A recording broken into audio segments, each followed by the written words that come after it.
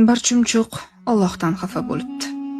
Kunlar o'tdi, chumchuqlonmim demasmish. Chekinib, chuqur qayg'uga g'arq bo'libdi. U endi Robbisiga yuzlanmasdi va u bilan suhbatlashmasdi. Farishtalar chumchuq haqida Allohdan qiziqib so'rashdi. Har safar Alloh farishtalarga u qaytadi deb javob berar ekan. Chunki uning ovozini eshitadigan yagona quloq menman. Uning mitti qalbidagi og'riqni biladigan ham o'zimman, derdi. Bir muddatdan so'ng ko'zlari yoshga to'lgan chumchuq daraxt shoxiga qo'ndi. Qudrati cheksiz Robbim chumchuqni va nihoyat chaqirdi.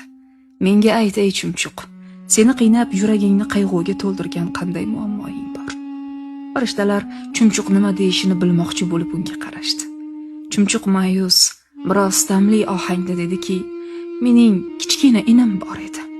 U yerda charchaganimda dam olardim, sovqotsam panoh topardim. Hech kimni bezovta qilmasdim. Hatto bu keng dunyoda u juda ham kichkina. Hech kimning joyini egallamas edi. Bir kuni kuchli bo'ron oqibatida uysiz joysiz qoldi. Qolganini chumchuq gapira olmadi. Gaplari bo'g'ziga tiqilib qoldi. Alloh taolo dediki, sen o'sha inda dam olayotganingda seni ovlamoqchi bo'lgan ilon uyingga kelayotgan edi.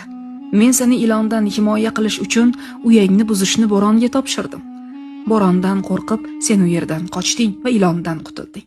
Sevgim bilan ko'plab muammolaringdan xalos qildim. Endi sen mening sevgim va do'stligimni ko'rmasdan o'tkinchi baloni sabab qilyapsan. Bu kutilmagan javobdan chumchuqning ko'zlari yoshga to'ldi. Uni behad sevgan Allohning rahim shafqati va muhabbatidan hayratga to'lib achchiq yig'lay boshladi.